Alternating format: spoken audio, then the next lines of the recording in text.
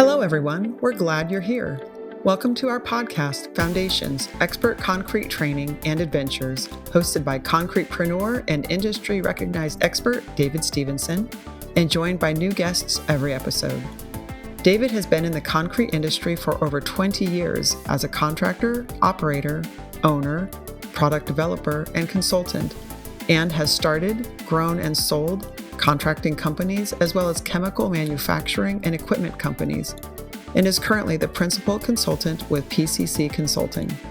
With clients ranging from the NFL to Amazon to the Department of Defense, the largest and most recognized brands have consulted with David for their programs and project issues. Foundations is a free podcast for general as well as specialized contractors, owners, designers and architects, developers, and other concrete enthusiasts who may enjoy and benefit from being a part of conversations David has with industry leaders and some of the incredible people he's worked with over his career. We discuss where the industry has been, where it's going, and adventures to be had along the way. Now, here's your host, David Stevenson, interrupted with the occasional question by me, Rachel Fisher.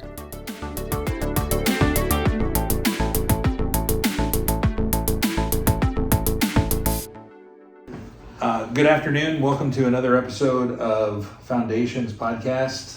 Today I'm sitting in Utah at Curecrete Retroplates offices, sitting with Vernon Talbot, VP of Sales, right? Mm-hmm. And doing a show today. Tell me a little bit about, I guess, we've known each other for how long? Maybe like 17 or 18 years? Yeah, maybe 20, somewhere probably, there. Probably close to 20. How did you get to here? That's a great question. You were born, you were a little baby. That's right. I came to work for Curecrete. Yeah, little baby, grew up, in some ways grew up. Came to work for Curecrete how many years ago? Over 25 years ago. So okay. For quite a long time ago, I had graduated in international business, and they were looking just to expand some of their international business opportunities. That was new for them. They had just started working internationally, and so I got involved with them here. And I really, truly looked at it as just a stepping stone to the next job, and here I am a career later, still here, because I just fell in love with the industry. I fell in love with the people in the industry, the opportunity, just the sustainability of what we can do to concrete, and here I am that many years later. So when you first started, could you speak Spanish as well as I did, yeah. So speak Spanish. I've lived overseas, and so just Spanish is kind of a second language to me, so that's always been helpful, been useful as well. Sometimes it's useful because you go in speaking Spanish, and sometimes you get on the job site and just only speak English and wait to see what everybody's saying around you. Yeah. I resemble that. Yeah. I have that issue. Sometimes I'll just sit back and listen. Exactly. See what's said about me. It's amazing how quickly you can pick up languages just hanging out in a country even for a week or two. Oh yeah. And learn so much you can figure out what they're saying. You may not be able to say it back, but you can understand what they're talking about. Yeah, you can learn. You can understand a lot faster than you can communicate and actually speak it. So when we first met, I was a contractor with American Concrete, and then the next evolution after that was with Ameripolish. Yeah. And you guys sold a lot of our dye back in the day, and then as a consultant for the last 13 years, I guess. It's hard to believe that. I've worked with you guys on lots of different levels of projects and stuff as manufacturer support, and I think I've supported you guys on a few things too. What are some of the funniest... Let me interrupt you. Okay. So the real question is, how did you get here, David Stevenson? That's what would really be a good podcast. Nobody wants to hear what I have to say, but how you got to where you are, someday that needs to be the podcast. In the concrete world, I'll share that. Yeah. It's, if those of you who already know this, great. If you don't, first time. So my family was in the air conditioning business. Okay. And my dad is like 5'10", 5'9", and I'm 6'6". Yeah, where did you come from? Before I was 16, I fell through a roof and 2 ceilings doing air conditioning work. Oof. So I realized that air conditioning work is not really made for big guys. Yeah, stay on the ground. So, but as I went on in my career, I didn't start it in construction and I didn't start it in concrete. But as I went on with my professional career, I wanted something that reminded me of what I had growing up, which was, my grandfather and father owned the company. And so we had tools and trucks, and there was always, workers, guys around and shop and all that. So I wanted that, but something I couldn't fall through. Yeah, I like it. So I thought decorative concrete was pretty good. I thought it had a lot of potential. I couldn't fall through it, and there weren't a lot of people doing it when I first started. So I got into decorative concrete that way. Yeah. Wasn't, I started out doing acid stains and spray textured concrete overlays. Yeah. And it wasn't but about a year or so, and I ended up falling into polished concrete. A GC that I'd done some work for handed me a Polaroid and said, my owner doesn't care he doesn't know what this floor is. He doesn't care what it costs, but he wants this floor in his office. So I took that picture to all my suppliers, and one of them, guy says, hey, last week there was a guy from Tennessee here and he did some grinding and polishing and it looked kind of like that. Here's his contact information. And so that guy was a guy named John Abramson, and the company was called Vic International, and they had just started distributing machinery from a company called HTC. Yeah. And so I was like, one of their first customers, and I bought some grinding equipment and started doing, really at the beginning I was doing it as prep, but very quickly learned about polishing. We lost insane amounts of money on that first job trying to figure it out. Yeah. But polish company, or the contracting business grew, and then we invented dye and started Ameripolish, and then we had to have sprayers that could spray the dye. So we started Patriot sprayers after that, and I sold all those companies off gradually over years of time. Yeah. And retired, went fishing, and got bored and became a consultant. And you realized, I have all of this knowledge. I got to do something with all of this knowledge, not just sit on a lake on a boat. Right? Yeah. The fish don't want to know much about concrete. Yeah. That's all good consultants have done it themselves. They know. That's right. They've made the mistakes, so they can help people not repeat them. So, so that's how I got to be a consultant. Love it. Yeah. It was a slow evolution. Just revolutionizing concrete along the way. That's all. Yeah, the dye especially moved concrete from polished concrete from industrial to architectural. Yeah. Yeah, when we started out with retro plate, the whole reason it has the name retro plate is because we were just retrofitting old floors. We were just going in on old concrete floors and trying to turn them into new floors, and we thought we'd hit a home run. I mean, what else could happen to concrete other than that? And then you show up with your dyes. What was the plate? How did the retro means old? How did the plate? Plate was hard. They're just looking for something hard, but also polished and shiny, and something that's easy to say, strong sounding. Okay. It's been so long, I don't remember all the specifics, but that was the idea. Retro plate just kind of rolled off the tongue, and that's where But starting out as just a little retrofit system, starting out as someone just trying to put some color on a floor, to where it is today, those are big leaps. Yeah. So actually, I was talking with another one of your guys here an hour or so ago, and we were talking about just industry growth, and so polished concrete hit 40% of the hard surface flooring market in 2021, and in our industry, we've seen so much venture capital cash come in since then, since 2020. Yeah. Think about all the companies that have been bought and have bought and have bought and have merged and bought and sold and bought and bought. It's crazy how much cash is coming into our industry today. Yeah. And it's also crazy to think that 20 years ago when we met, there was probably less than 2 million square foot a year being done. Yeah. Total. Everywhere. Yeah. All combined. And now there are 2 million square foot projects being done. Oh yeah. Individual projects. Yeah, I've got multiple projects going right now that are over 1 million square feet. Yeah. That we're managing. Yeah, we would have never dreamed that back in the day. No, I never could have. Yeah. I thought it was awesome to get a grocery store. Oh, I remember yeah. the first 40,000 square foot grocery store I did. Yeah. Oh my gosh, that was a massive How job. am I going to do it? How am It's a massive job. Yeah, different animal today. Yeah. So so some of the things that we're going to talk about are like, I want to talk about just kind of your best projections or ideas for the future of our industry from where Okay. we've come to, which we've just been talking about, Sure. to where we're going over the next few years.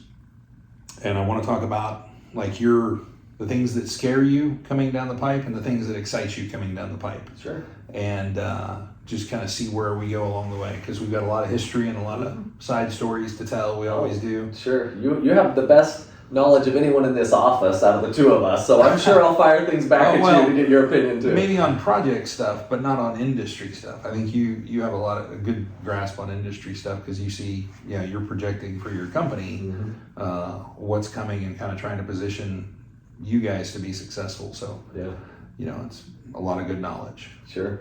So what do you think? If we have grown from zero to the biggest chunk of new facilities opening doing polished concrete, what do you think we have coming next? Where do you think we're going to be over the next few years? Yeah, I think the industry will grow.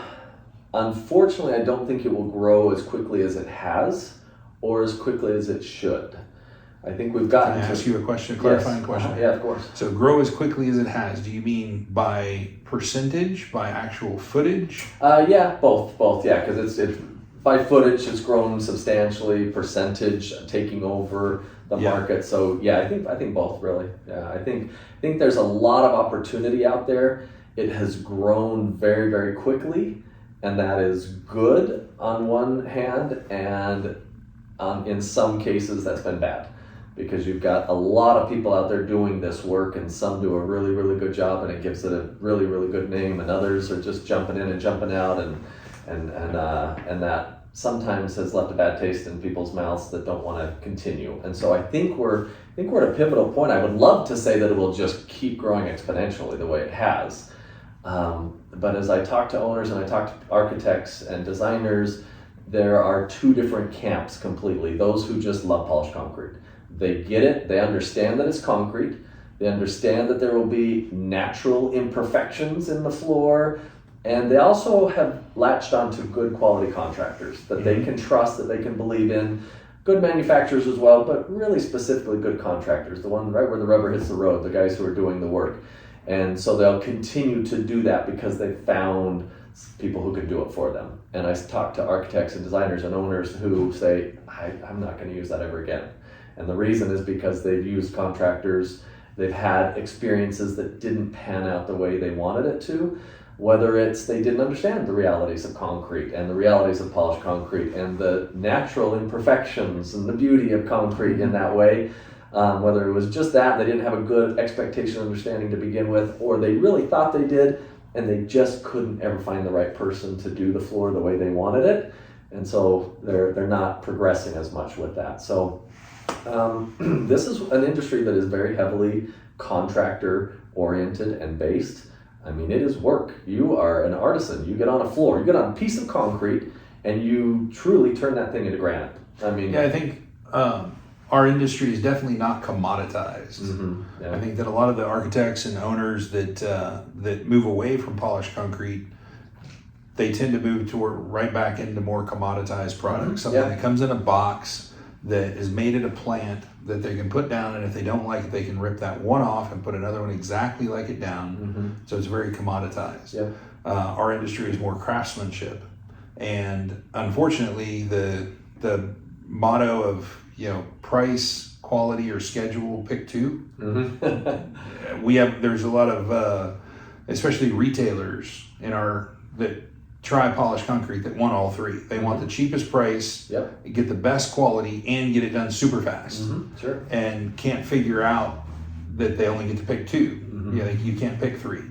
And so I do see that as well. But I also see, unfortunately, and kind of weird to me, I still see customers or owners that think polished concrete is a no maintenance floor, even after more than 20 years of fighting that original perspective that came from somewhere, you know, that once you do it once, you never have to touch it and it stays shiny forever. Well, you know, polished concrete is low maintenance, not no maintenance. Yeah, maintenance friendly. It's not maintenance free. And I even see a trend kind of it's frustrating to me that I watch, is I see some manufacturers selling limited systems. Like they'll say, oh, I'm a machinery manufacturer, I make auto scrubbers, but you don't need to use cleaner, just use water in my machines. Yeah. Or, you know, I see some manufacturers, don't worry about cleaner, just use water in my pads. And then those floors start to have rapid drops in gloss and overall appearance, which frustrates the owner. But at the same time, they were chasing to get, you know, to reduce $5,000 per year worth of cleaner. And as a result, you know, lowered the gloss and kind of destroyed the look of their entire facility to save a couple $1,000s. Yeah. Are you seeing that from your side as well? Absolutely. And one of the causes of that I see are manufacturers who have a wall of products that are already existing, and they say, wow, polished concrete's exploding, and we should be a part of this. What do we got? We got this product, and we got that product, and all right, let's push these products because this is what we have. It's all about finding innovation. It's about creating. It's about finding a need and meeting a need, not saying, I have something already in a bottle, use this. And sometimes that thing in a bottle works really well, or that pad works really well. But polished concrete is different from granite and marble and terrazzo, and it's different from... You don't wax it or seal it. Exactly. It's so different in that way that we shouldn't just be pulling products off shelves and saying, hey, I've already had this for 20 years, why don't you plug it into your system? The thing that's interesting about this industry is that it came from incredible innovation. People saying, wow, I've got this floor, what can I do with it? And taking machinery from terrazzo industry and machinery from the granite industry and the marble industry, and taking densification products from the concrete industry and coloring products from the stamping industry, and all of these tools, and creating this incredible innovation. And we haven't advanced much from that. We've little except bits. for repairs. Repairs, sure, absolutely, yeah, and repair products have come a long way. But we overall, if you look at the totality of what goes into that floor, there hasn't been as much advancement and as much innovation as there should be. And I can always point to myself because I'm a manufacturer, so we should be innovating much more than we do. And so I think that's part of the challenge that we have, is to continue innovating. Machinery hasn't changed a lot. Where do you think the bottleneck is in that innovation? I think I would put it back on manufacturers, I think, because that's really a lot of times the contractors will innovate because they've got to come up with a solution. They need to solve this floor. That's how we came up with dye. Exactly. So those will come. You ever tried to acid stain a polished concrete floor? Oh, I've done many of them, sure. The process is fight. Oh yeah, you absolutely. You can never make it look neutralizing it alone before you can put your densifier down is a nightmare. And every little tiny high spot, when you hit it with even an 800 pad, it takes the color off. Yeah, exactly. Yeah, it gets this dull, fuzzy, and anyway, so I think contractors are great at innovating because they do that every day in and out. And I think manufacturers should be really good at innovating, but I think sometimes we're so busy trying to sell and trying to keep up with the industry maybe, but just selling, promoting, I've got this, plug it right in, that sometimes we don't stop and say, what do you need, why do you need it, and how do you need it to work? And so I mean, it's a conglomeration of a lot of different pieces, but I think the innovation really needs to come from manufacturers who aren't just saying, oh yeah, here's this product that I've had for 20 years. We need to say, tell me again what you need and how you need to perform and why. Because I've got a product here that does 80% of that. So let's talk. Let's figure out how to make it 100% just right for you. So we were talking about, owners and architects and those. And so I find, just got back from 2 different trade shows. One was heavily, attended by architects and designers. The other heavily attended by engineers and contractors. And both of them love the concept. They love the idea, but they both fit into a camp of either, I love that idea, I wish it had worked for me. And they've gone back to their old routine, which they didn't like then and they don't like now. But we've missed out as an industry, we've missed out an opportunity to get them focused on this. And we may win them back over again, or those architects who love it and they just champion it and they keep going forward. So I'm a little concerned, not for the industry. The industry will continue to grow. It's a great industry, incredible opportunity. This is a great time to jump into it. For anyone who isn't in it yet, this is a good time to get in, because some of that foundation has been built and then they can keep going from there. But we need to be able to do a better job of winning over everybody and making sure correct expectations are introduced, then they're met, that they're educated, and that it's not just a quick sell. Hey, maintenance free. Nothing's maintenance free. No. The example used is a perfect one. Telling people that it's no maintenance, there's nothing that's no maintenance. Why would that be said? You know. Last week I was on a project, and this is a very high end national brand retailer, and they're running a scrubber. And I go in and look at the floor, which we polished maybe a year ago or so. And I go in and look at the floor, and it just looks dull and dirty. Really, I'm looking at it saying it's dirty, but they're scrubbing it every day. So I ask them, what are you using? And the guy says, well, the manufacturer of this machine said water only. And I said, well, I don't think water is doing a very good job picking up after your floor. They said, no, it's doing a great job at, it's doing a great job cleaning our floor. And I said, okay, well, let's do a test. So I was sitting here with like a regional sales manager for this retailer, and the scrubber goes by, and I take a white paper towel from the bathroom, and not even like 3 feet behind the scrubber, so it's still kind of damp. I wipe the floor and come up, and the entire towel is black. Yep. And I'm like, I don't think your cleaner or your water only solution is doing a very good job of cleaning your floor. And so, that's something that is I think a struggle that we have as an industry, and that then turns people off, and then they end up trying to go back to VCT or something because they feel like they've been let down by polished concrete, but it may not be that. I was also going to share another funny, when you talk about cleaners coming off the wall. I have one retailer that has a cleaner in there that has been in their closet for over 10 years.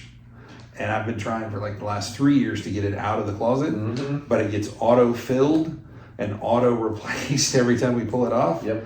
The cleaner is it's a no rinse floor cleaner, and the two main ingredients are boric acid and alcohol. Oh man. So it's made to eat tile to keep it non-slip. It's also made to etch concrete. It does a great job of taking the shine off the polished concrete for it. Yeah. Literally, from construction turnover, I can promise you I'll get a call in about 2 months. Yeah. Because the gloss will all be done. Yeah. Yeah. So, that's you bring up the maintenance side of things, and the having a cleaner. That's a huge part of where we are not together as an industry and not communicating and giving the right expectations, because you'll have certain people saying, man, use a low pH. Well, now you're going to get into your acidic cleaners. It's going to damage the concrete. And you have people who will say, well, use a high pH then. Okay, that might have sulfates that are going to damage the concrete, might have hydroxides that actually can damage the silicate and the reaction that's occurred from the densifier. So you need a particular cleaner. You need to clean it right. It is maintenance friendly. You're not waxing, you're not burnishing, you're not stripping, you're not doing these things, but you're still needing to clean the floor. Right. And the more you clean it, not only the better does it look, but the longer it's going to last. You're not going to create some of those scratches off the sand and whatnot. You're not going to destroy your floor as quickly. So do you think that that manufacturers selling products that are not conducive to cleaning polished concrete, do you think is that your biggest fear that you have coming up for our industry? No. And I sound like I'm a doomsday right now, and yet I love this industry, and I think this is a great time to be in this industry. Before we go off into that, I have one comment. We talked about innovation. I think that there's something that's come on in the last couple of years that, we talked about some of these big projects, but like a 1 million square foot existing facility remodel or refurbish or however you want to call it, I don't know that is realistic, or some of these big box stores. I don't think that's realistic without the invention and rapid increase in propane powered machinery and vacuums. Because you get about 250 feet of wire before you lose enough power off of your massive generator that you got to have. That torque, yeah. where you can't grind. It doesn't do a good job. So having propane equipment allows you to not have cords running through stores. It allows you to not need generators. I can tell you horror stories about knocking holes in block walls to run cords through generators in high crime areas of cities because they can't afford to leave the door unlocked, even with a police officer there. So we're, knocking holes in the wall to get cords through for generators, and the limitations that puts on for larger facilities, because you can do the perimeter, but you can't do the middle. But now with propane equipment, you have a lot more ability to do larger footprints and still be able to get to them without needing generators. Anything up to 50,000, even depending on the crews, up to 100,000 square feet, you can do the traditional way. You start getting above that, and you're going to need propane equipment. You're going to need troweling machines. You're going to need all sorts of different. That's another new innovation, is using modified power trowel platforms to polish concrete. Exactly. So that's, again, there's so much left to innovate, and it tends to come mostly from the contractors, which is great. Good for them. They're out there. They're on the front line. But there are so many more people that are involved in this industry that need to be more innovative, really. Okay, so didn't mean to sidetrack. Oh, no. What's the thing that you're most scared about coming down the pipe? I love this industry. I love it, but there are challenges everywhere in any industry, of course. And you know what? We grind and polish concrete. That's what we do. And without concrete, there's nothing to grind. And depending on what form the concrete is in, depends on how it's going to turn out or what you're going to have to do to get it to turn out properly. And every concrete floor is different. That's what's fun and exciting about it. And that's why people who do this are artisans, because they have no idea what they're going to uncover on every project. It's just fascinating to me. But I truly worry about the Type 1L cement. I'm highly concerned about it. I understand why it's here, and we're trying to be more sustainable in cement, and I understand all of that. But a big part of sustainability is, how long does that last? So for those of you who don't know what Type 1L cement is, here in the last year or so, there's been regulation and mandates come down that companies have to reduce the amount of Portland cement they manufacture and replace that Portland cement and concrete mixes with finely ground limestone, so high limestone content concrete. Unfortunately, this transition was pretty much just like pushed onto all aspects of the concrete industry, which, I know it seems like it's just gray stuff on the floor, but there are huge variances between all the way from like sidewalk concrete out in the middle of nowhere to self-consolidating high-rise construction, lightweight slabs, and all these different aspects of concrete. So all of that has been modified significantly because of this push to go to high limestone, more sustainable concrete. The problem is that there was, like for our industry, there was no testing done to if this high limestone concrete, will it densify? Does it get hard? Is it polishable? What kind of quality control standards are in place? Will it, can we dye it? Can we color it? Will it hold up to foot traffic? What kind of cleaners can we use on it that won't eat it? Because the Portland cement and limestone is a big shift in the pH and in the quality of the slab. And, what I see as a consultant is like two projects in the same city with two different suppliers will have in the same basic mix design with the same percentage of limestone will have wildly different quality levels. Finished by the same contractor, finished by the same crew. They'll have wildly different results in the quality of the concrete. And that's because there is no quality control standards on, for example, the grinding. So some of it, I don't know if you played with it, but some of it may be super extremely fine, like cornstarch or talcum powder. And some of it may be more like salt granules. And they sell it as the same thing. And that is the key to the quality, is not trying to get too technical, but the blame fineness is how we will determine the quality. That's right. And it's all over the board. That's right. And there's no quality control standards, there's no monitors, there's nothing that says this is good, this is not good. And so as a result, all this concrete is getting poured, and it falls to our industry to figure out how to make that work.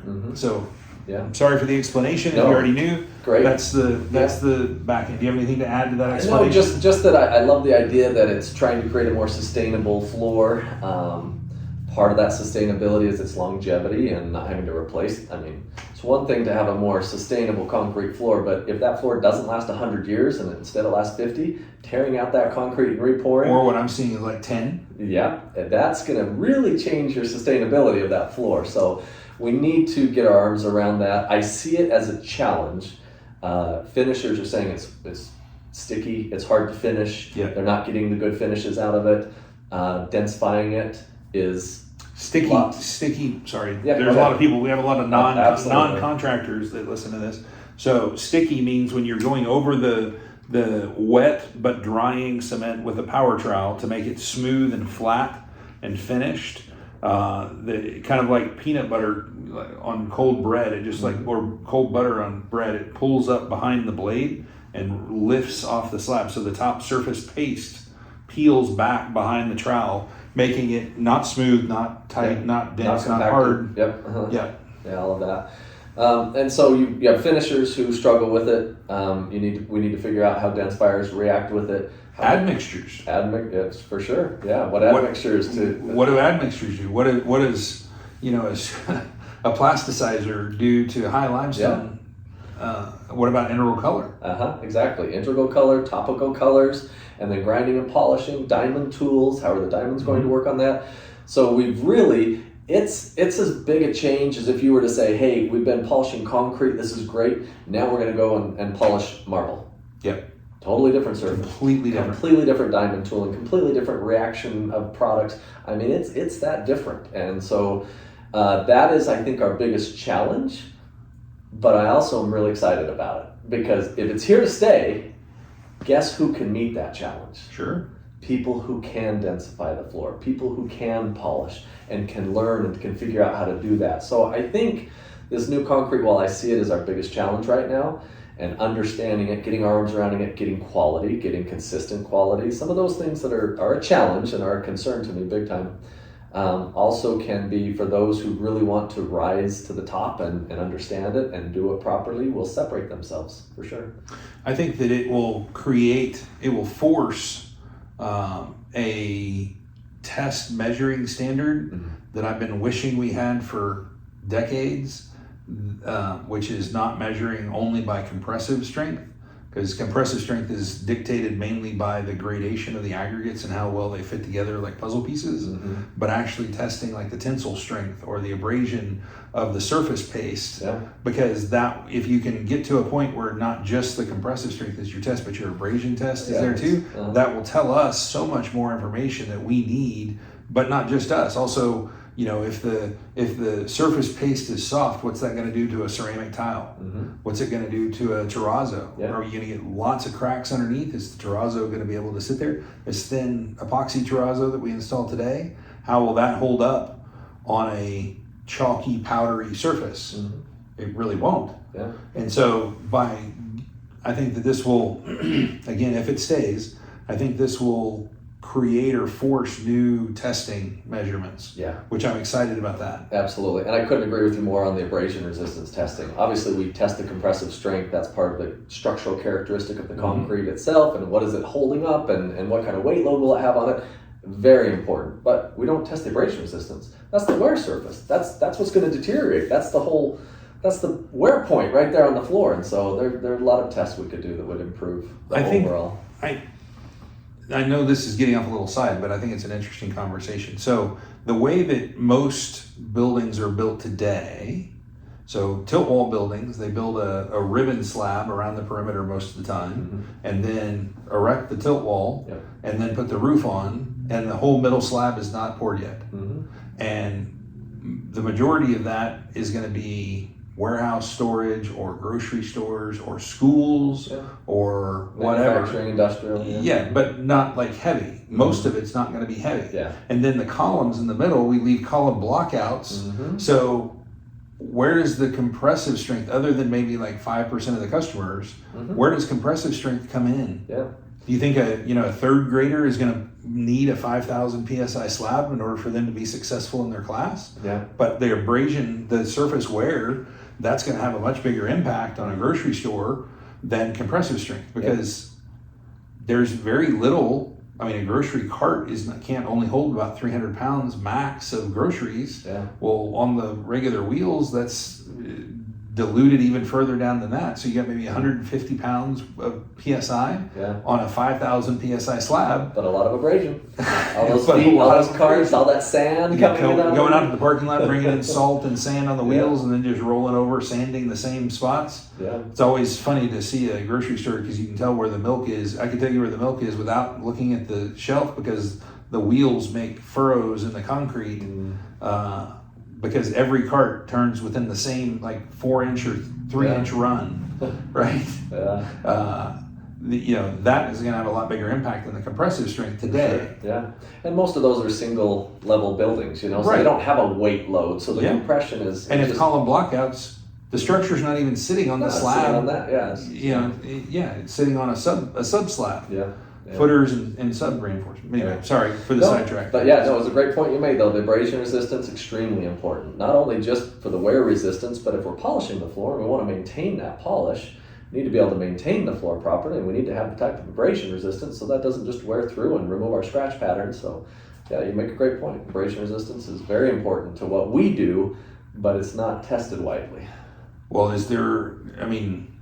I do a quarter test that I've shown you and I've shown thousands of people over the years, but other than a pick set, which you can't really go through airports, traveling around going to look at slabs with, a pick set is basically like 2 daggers on the end times 8 with different strength characteristics of the picks.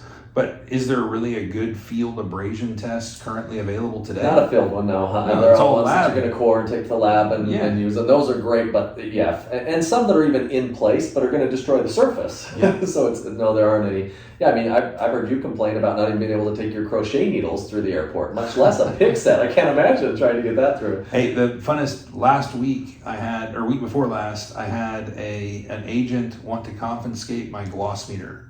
Because I had a backup 9-volt battery in the same bag. Because it had 2 9-volt batteries, they said it could potentially be an explosive device, so they wanted to confiscate my gloss meter. Yeah. So I mailed it home to myself and went to my project without being able to measure the gloss. That's crazy. So you talked about using a coin or a screwdriver or a pick set, something like that is good. I have a 10 peso coin in my wallet at all times, because they still use the real copper on there, and it just for me it works really well. I know how it's hard, but it's soft, and I'm able to grind with it. But you're right, that's a perfect example. What do you use? You pull out a coin. What do? I pull out a 10 peso coin, and that's what we're using right now in the field. That's not the best method. It's innovation, but definitely something that could be made better and more standardized. Yep, could be improved on. So that's your biggest fear that you have coming is just the unknown right now, the unknown of that? Yeah, there are a lot of long-term concerns and challenges that we have educating people, educating architects and owners. I go to trade shows and find people who still, I'm not sure what is polished concrete. What kind of coating do you have on there? What kind of, they're not understanding. What do you put on to make it shiny? Exactly. They don't understand the whole concept. And then I think the other one that's enormous for us, and we've already touched on it, so I won't spend too much time on it, but is maintenance. Yeah. We have to be able to maintain these floors. You're talking about the millions and now billions of square feet that are being polished around the world. Right. And if we're not maintaining it right, in fact, there's a bigger opportunity for someone to jump into the maintenance side of it and maintain everything that's been done plus everything that will be done, rather than just even the new construction side of things. So the opportunity is there. So those are a few things that I worry about. But right now, the thing that would keep me up at night is Type 1L. So the thing that, just finishing on that, it's frustrating to me that we pushed this out as an industry, that we pushed it out very quickly without a lot of testing. It's also frustrating to me that ready-mix producers, some of which are listening to this, don't even notify the customers that they've made the switch from Portland to 1L. Oh, most did not know that. Yeah. And a lot of the ready-mix producers are telling me, I can't even buy the Portland that I want to buy. I'm regulated on the amount of Portland that I can buy now. And so what you end up with is, I'm going to run through a timeline here, and what makes it very hard for our industry. So a job is contracted in July. January 1, let's pretend, they started the construction. By February 1, they're pouring the concrete. The polisher, in most cases, is not going to touch that slab until September, October. By the time that they touch that slab, the building's built, the lights are on, some of the finishes are done, painted, ceiling's done, all that's done. Then the polisher shows up. The polisher doesn't have any clue about the mix design, how the finishability of that mix at the time, what was done to cure it, what's happened to it over the past 6 or 8 months of construction between the time that the concrete was finished and the time they show up. Without making all of that known, that guy shows up. Not only is he already somewhat handicapped because he doesn't know how much red Gatorade has been spilled and how much PVC pipe primer and what lift was leaking oil and how many nails were in the tires. He doesn't know all that. But now he shows up and he's got no clue that they subbed out the Portland cement for limestone. And now, amongst all those other things, he's trying to figure out how to turn over a product that the owner wants. His chemicals don't work. His tooling doesn't work. You know, there's a project that I looked at about a month ago had a big section, about 400 square feet in a 10,000 square foot building, cut out and poured back because they had some plumbing issues there and some changes and stuff. So they poured back this area. So my customer called me because they were frustrated that they weren't able to achieve the specification required quality control gloss. So I get there, the whole rest of the building, the other 90, let's just call it 9,500 square feet of the building, had an average gloss of like 57, 58. Nice, good gloss. Same machines, same guys, same runs, going over this 500 square feet section, average gloss was in the 30s. They polished it again, a second time, completely. Dropped all the way over and brought back up. Normally that gives us a 10 to 15 point increase in gloss because you're basically refining everything twice, right? Densified it twice, stain protected it twice, dropped all the way back down to 80 metals, brought it all the way back up to 1500s. Gloss went from 30 to 31 average. Wow. So I had to literally write an addendum for them and explain to my customer that the mix that was used here is non-polishable. It's unpolishable. It doesn't matter that it was a professional mix from a professional company installed by a professional concrete placement contractor who troweled it and cured it. It still was 50% the gloss of the space around it. And that's your fear. Absolutely. If you have an owner, you got an architect who's sold on, we talked about the two different spectrum of architects and owners that I see typically. You see those ones that are sold on it and suddenly now it can't polish, or this area polished beautifully and this area didn't. And now they're confused about you got a big system. You buy a smaller retail space, add on 20 or 30,000 square feet to make a bigger grocery store. This half polishes, that half doesn't. So I'm trying to look at it from a positive perspective as an opportunity, as I think that, but it's a challenge.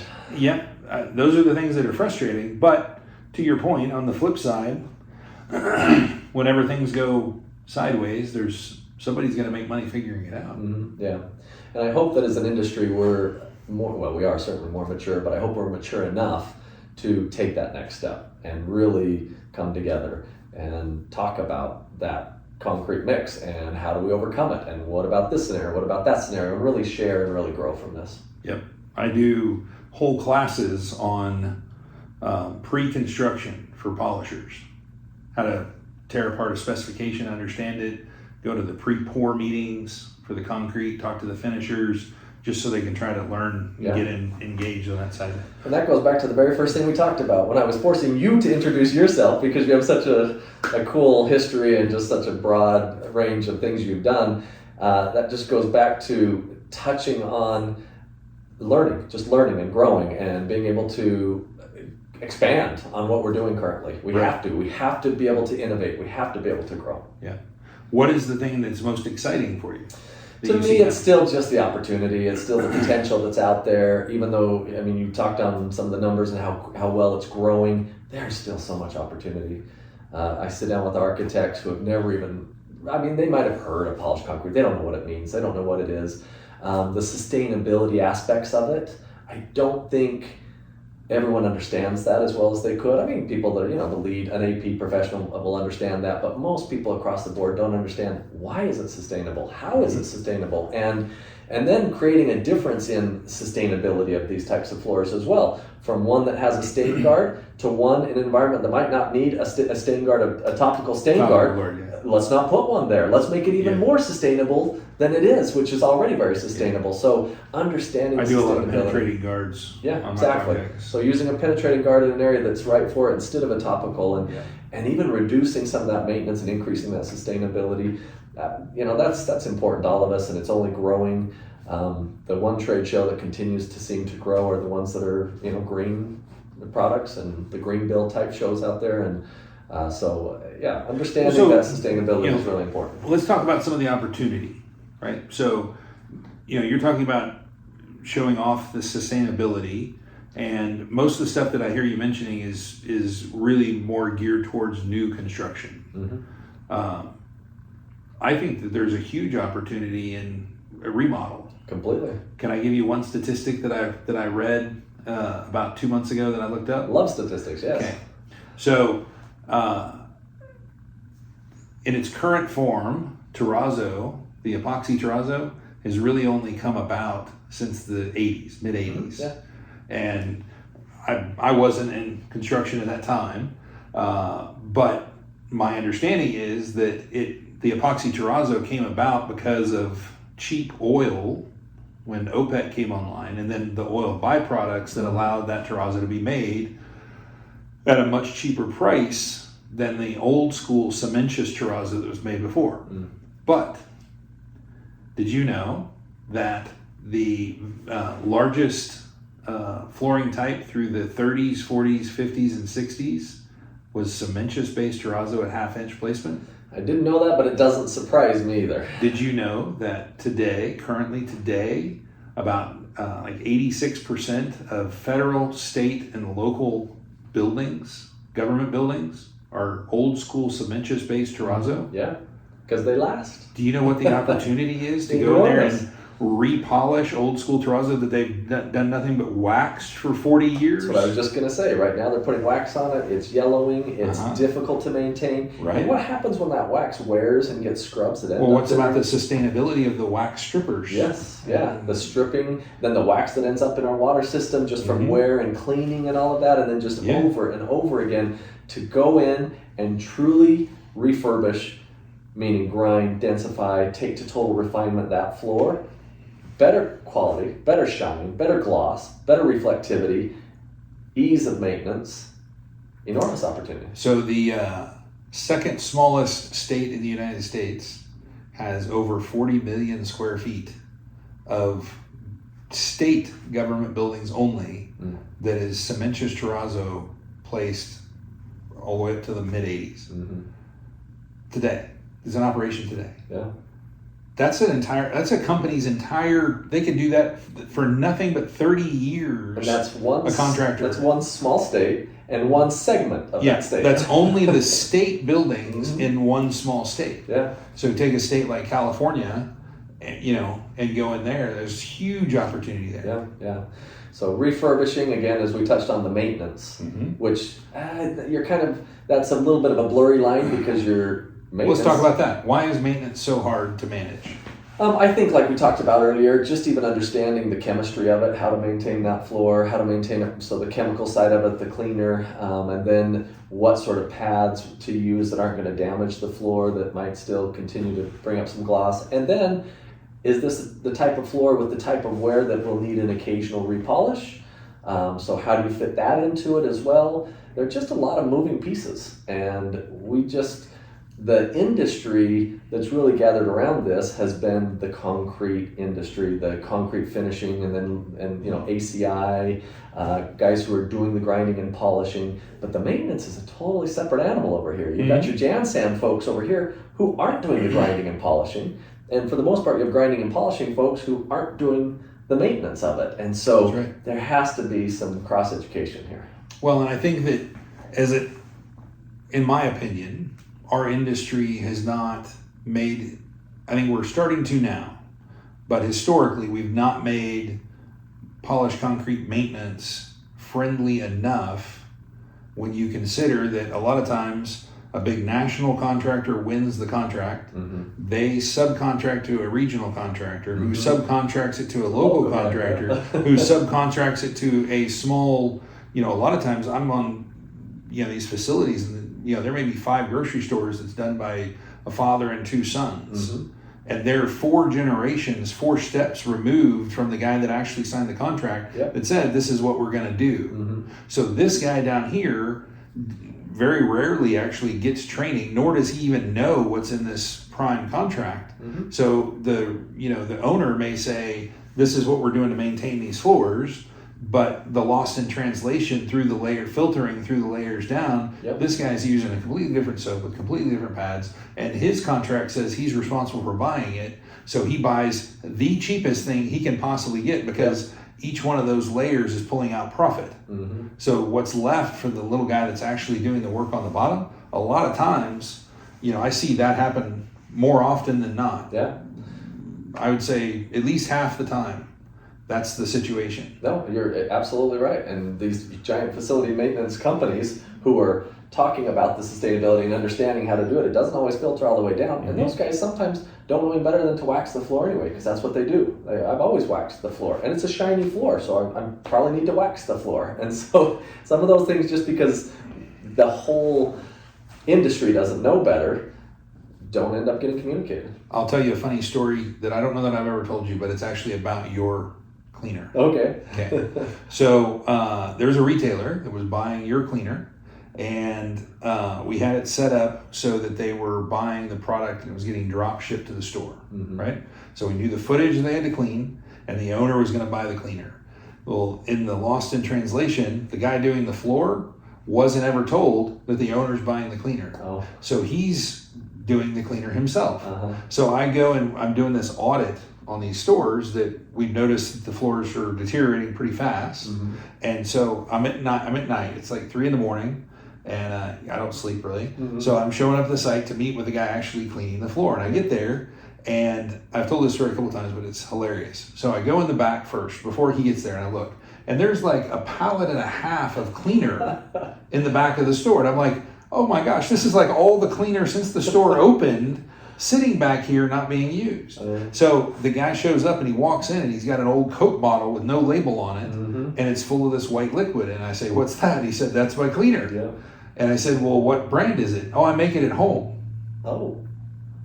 So the owner's got the product sitting there that they paid for next to the janitorial station, where the guy is literally bringing cleaner from home that he makes himself, putting it into the scrubber and going and cleaning their floors. And we wonder why the floors are deteriorating. Not saying that he didn't make the best cleaner known to man, but they lost, I don't know, in that store probably half the gloss in 6 months. Reduced from 60 to 30 in 6 months. What a shame. All of that artwork. Just a lot of effort by somebody. And so we ended up having to refurb that floor to bring it back to where it was at the point of construction, just because of those layers of maintenance. So I'm telling you, because it didn't actually hurt you, because you continue to sell all the product. I'm glad. So it didn't hurt you, but it I want wasn't to sell you. the product because it helps the floor, and because the owner is happy and all of that. And that product is actually a good example of talking about some of the innovation. When we realized, people need to maintain their floor right, and they need to do this in a good way. We looked around for cleaners that are in the market, and we looked for one that has a similar pH to concrete, so that it chemically works well with concrete, and they're all loaded with sulfates and hydroxide. Or solvents. Or acids. We finally had to develop one that would be made specifically for polished concrete. But finding one that works on polished concrete, it's a challenge. They're not just out on the shelves. So here's your shameless plug. What is your cleaner called? Oh, Great Clean Plus. With Scar Guard. Great Clean Plus with Scar Guard is a great product for cleaning any floor, any concrete floor, any polished concrete floor, but it was made specifically for polished concrete. For densified concrete, it won't damage the floor in any way, and it really lifts the soils and solids that are on the surface and pulls them into solution. But a detergent needs to be able to do that. It needs to have those characteristics no matter what the name is, and it's hard to find one with those characteristics. So tell me what's big on what's going on here at Retroplate with Ashford Retroplate. What are some big things that you guys have working right now? I'll tell you, the biggest thing we're working on right now truly is the Type 1L, testing it, finding out how much densifier to put on it, how to apply the densifier, if colors are. How are you doing that testing? We're doing it ourselves, but not in-house. We're sending it out for independent testing and just doing. So how do you test? So we're pouring all slabs. The different grades. Yeah, well, that's a challenge. That makes it really difficult. We're pouring the different grades we can get here in Utah, which is limited as well, and then pouring regular Portland cement concrete, which is the biggest challenge of all of this, just to get our hands on old school concrete so that then we have a control to compare it against. Right. Is some of our biggest challenge there. So just testing those and then checking abrasion tests and compressive strengths and scratch tests. Just go to Louisiana. Their concrete guys are stuck in the 40s. Okay. They're still there. They never move forward. Ship some up from up for it. So that really. Sorry for anybody from Louisiana. not trying to give you a hard time. I don't think they have internet, so they won't have seen this. Had a lot of fun projects in Louisiana. That's right. Go Tigers! Yeah.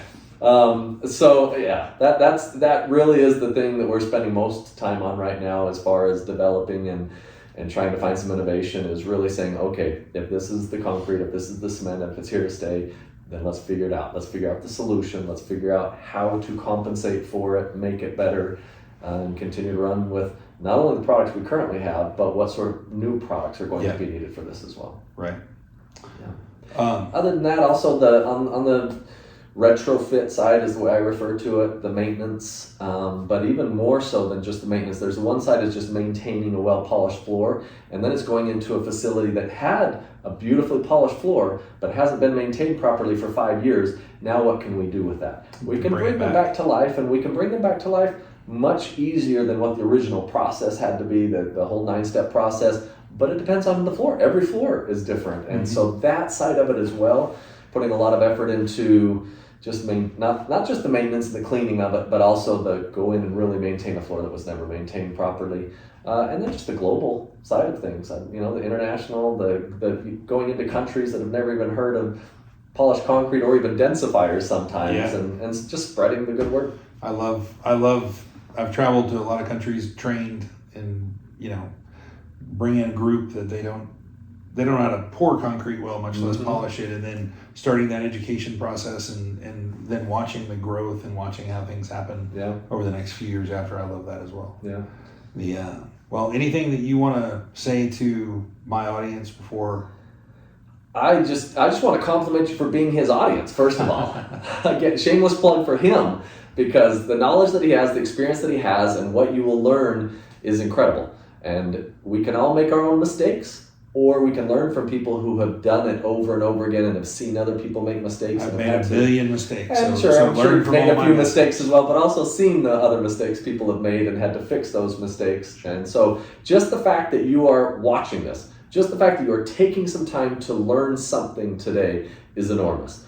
You're the person we need for this industry. That's right. You're the person who is going to elevate this industry and help it to continue to grow. You're the one who's going to care that it's Type 1L cement. What does that even mean to you? And now how do I apply my products and how do I grind and polish differently than before? So just kudos to you guys, kudos as well, hats off to you, and just trying to educate this industry. I tell people all the time, you run across contractors who are like, oh, I'm not going to talk to that guy, he's my competition. And I say, wait, you polish concrete, right? Yeah. He polishes concrete, right? Yeah, but he's my competition. Well, I understand that you bid against each other on the same project. I understand the words you're saying, but if it's a pie and that pie grows and everybody's slice of the pie grows exponentially as well, he isn't your competition if he's actually building this industry. Yeah, good contractors, I will tell you this, for being in this particular industry for a long time, a lot of my friends are contractors, right? And I became friends with a lot of those contractors while I was also a contractor, because I realized pretty early that one bad job loses 10 jobs, one good job gains 3 jobs. If I help everybody and share the knowledge what things that I've figured out and as much stuff as I've learned, try to share that, then the whole industry goes up. Yeah. And there's a whole lot more jobs than me, bad mouthing that guy or putting this contractor down or trying to undercut them or, do something to hurt them. Yeah. I'd rather lift them up. And, it's kind of funny looking back over these years at all the contractors that, that we've engaged with and, a lot of good contractors are good friends with their own quasi-competitors because they provide bids for the same work. Yeah. But still, now they're really good friends because they realize exactly what you're talking about. Yes. So I agree 100%. And I think most people watching this would probably have that mentality. They're trying to build the industry. And that's enormous. Our industry is still in its infancy. Even after 20-something years, it truly is in its infancy as far as education and knowledge out there about it.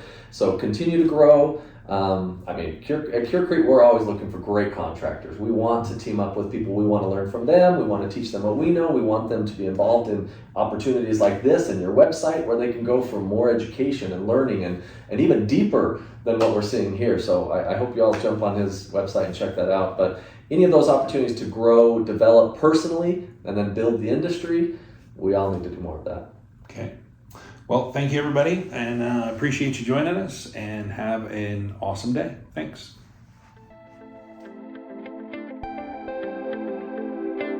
That's it for this episode. If you like this episode of Foundations, be sure to head over to our website, expertconcretetraining.com, for training videos and content tailored to your needs, interests, and job role. You can find topic and/or document links from today's discussion in the episode notes on our website. We appreciate your feedback, questions, and support. For specific job-related technical questions, please go to the Experts on Demand tab at expertconcretetraining.com. To suggest a topic for discussion on the podcast, please email info@expertconcretetraining.com. On behalf of David and myself, thank you for listening, and we look forward to hearing from you. The hosts and guests presented within this podcast have experience working with concrete, allowing them to provide insight concerning various construction conditions that might differ for the listener. The content and materials, as well as the products referenced within this podcast, are presented for general information only and are not presented as professional advice. Reference to specific products or service providers does not constitute an endorsement nor illustrate that a particular result can be achieved. Listeners should take care to follow all product manufacturers' warnings and instructions and understand all applicable safety codes. The opinions, views, and statements made within this podcast are those of the hosts and guests only. If you have any questions, concerns, or issues on your project and need additional support, please reach out to your manufacturer or consult with a firm like ours for specific and direct assistance with your particular needs and concrete.